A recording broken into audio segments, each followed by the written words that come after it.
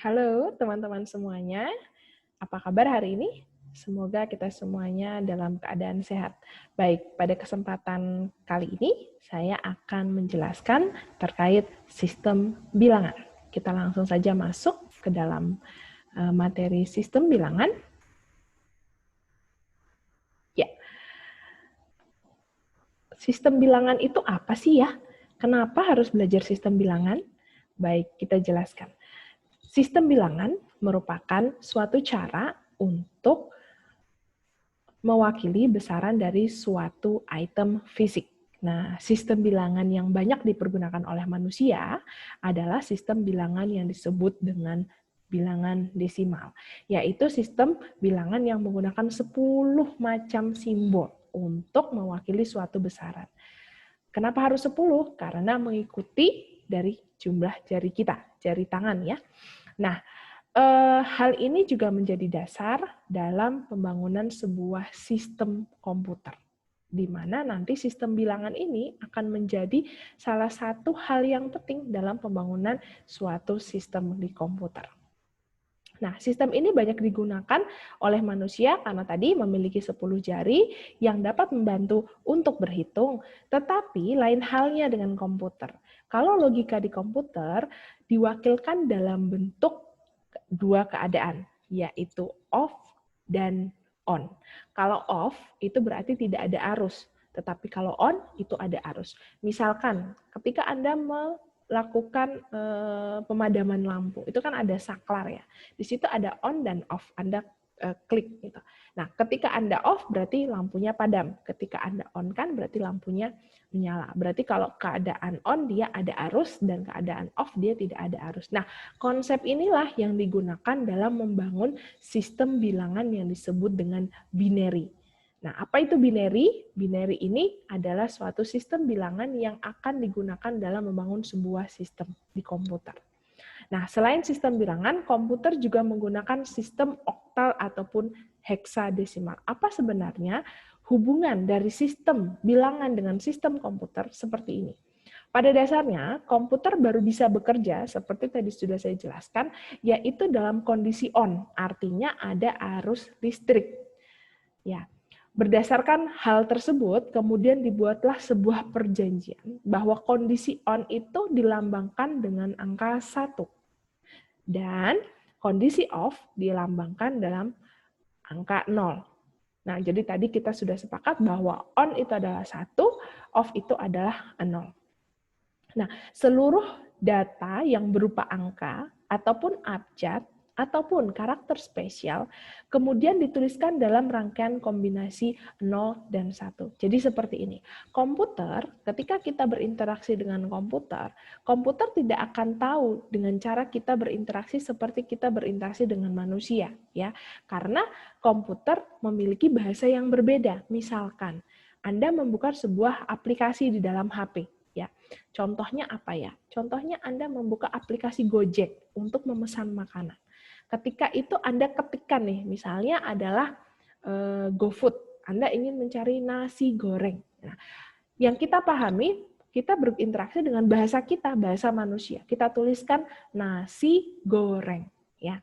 Selanjutnya, kata nasi goreng tadi akan diproses dalam sistem atau aplikasi tadi, aplikasi Gojek.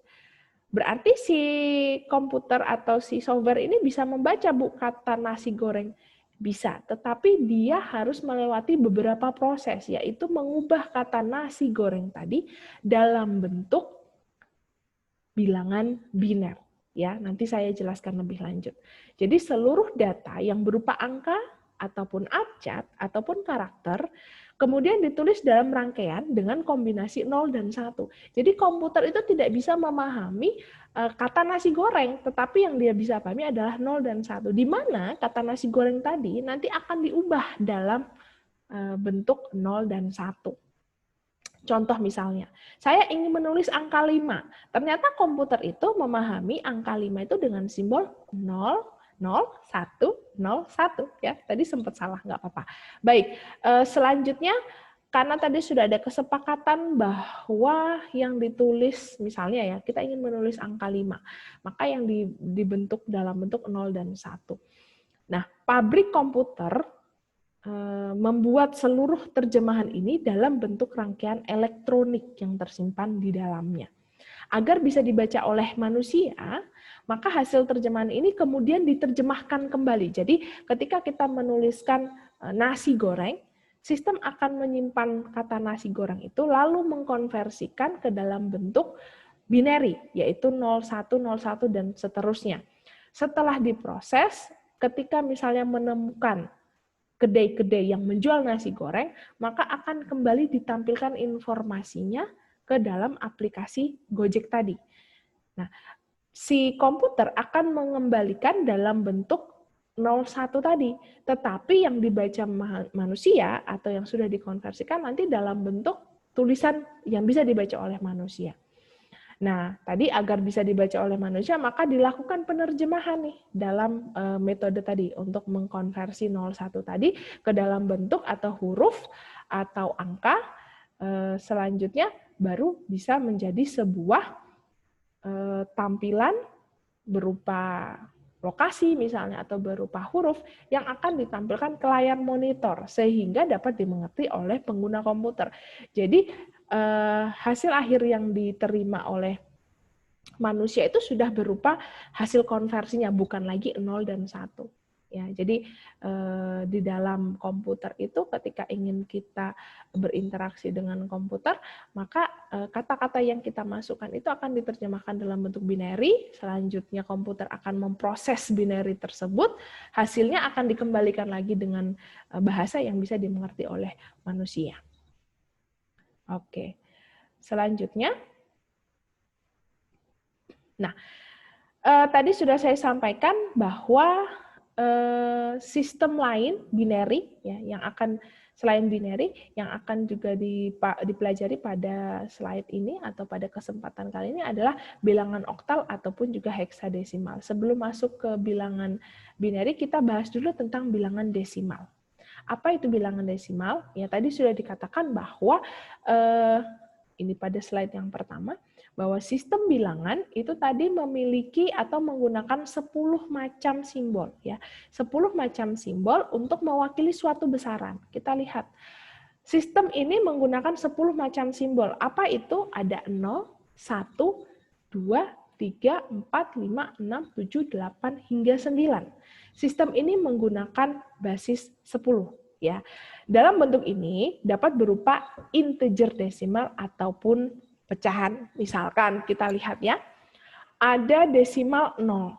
Nah, binernya itu apa? Bisa Anda lihat di sini. Misalnya, karena tadi sudah saya katakan bahwa komputer itu tidak bisa memahami langsung ya. Jadi harus ada konversi dulu dari bahasa kita ke bahasa komputer ya, dengan diterjemahkan ke dalam biner. Misalkan kita ingin menyebut angka 0, itu di dalam binernya disebut sebagai 0000.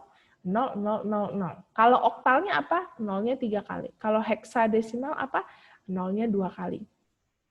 Nah, setiap angka, setiap sistem desimal itu memiliki pola biner yang berbeda ya. Jadi inilah yang bisa dipahami oleh komputer. Makanya kenapa kita harus belajar dulu tentang sistem bilangan supaya kita mengetahui bahwa bagaimana si sistem komputer ini bekerja untuk menerjemahkan input yang manusia masukkan ke dalam komputer seperti itu. Ya, jadi ini tentang sistem biner. Selanjutnya kita masuk ke bilangan biner. Ini adalah bilangan yang bisa diketahui oleh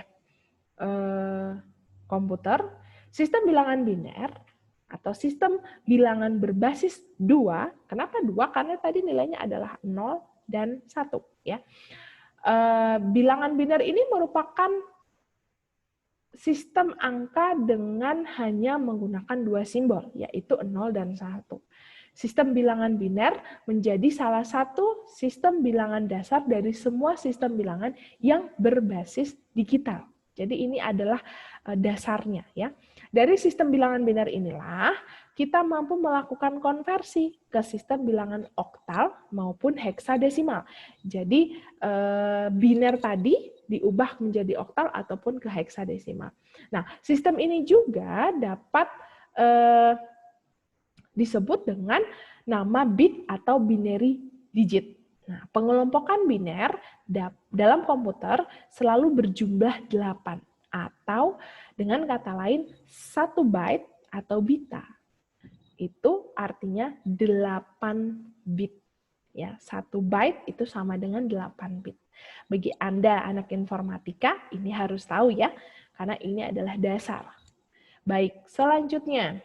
Nah, tadi sistem biner dulu. Ketika sudah dikonversikan ke biner, baru bisa diubah ke oktal. Sistem bilangan oktal atau sistem bilangan berbasis 8 merupakan suatu bilangan berbasis 8. Simbol yang digunakan di sistem bilangan oktal itu adalah 0, 1, 2, 3, 4, 5, 6, dan 7.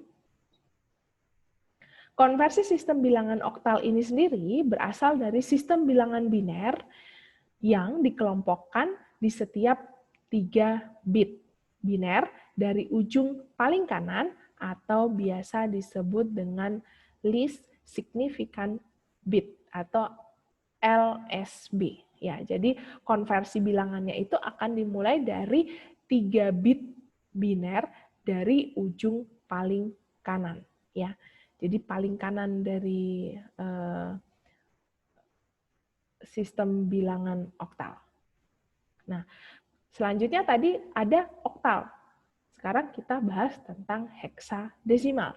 Sistem bilangan heksadesimal atau sistem bilangan berbasis 16 ya, merupakan suatu sistem bilangan yang menggunakan 16 simbol. Kenapa tadi disebut 16? Karena dia menggunakan 16 simbol, yaitu 0, 1, 2 hingga 9. Selanjutnya adalah A, B, C, D, E, dan F. Nah, terlihat dari simbol bahwa sistem bilangan heksadesimal ini sangat berbeda dari sistem bilangan yang sebelumnya, yaitu sistem bilangan desimal, di mana penggunaan dari sistem heksadesimal ini yaitu dari angka 0 hingga 9 dan ditambah dengan huruf, yaitu A hingga F. Sistem bilangan heksadesimal digunakan untuk menampilkan nilai alamat memori di dalam pemrograman komputer. Jadi di dalam komputer itu nanti ada yang disebut dengan alamat memori. Nah, alamat memori ini dilihat dari bentuk heksadesimal ini tadi. Ya, itu terkait tentang sistem bilangan. Tadi kita sudah bersama-sama mengetahui bahwa sistem bilangan itu adalah hal dasar yang perlu dipelajari karena ini berkaitan dengan nantinya Anda membangun sebuah sistem. Jadi harus tahu dulu sistem ini bisa berjalan, caranya bagaimana. Dia bisa belajar, dia bisa berjalan atas input yang dimasukkan oleh user, lalu diproses hingga menghasilkan output, itu bagaimana? Gitu. Jadi tadi sudah saya jelaskan bahwa apa itu sistem bilangan, apa itu bilangan biner, apa itu bilangan oktal, dan bilangan heksadesimal. Pada video selanjutnya kita akan bahas lebih lanjut lagi tentang sistem bilangan ini. Terima kasih sudah menonton, sampai jumpa lagi.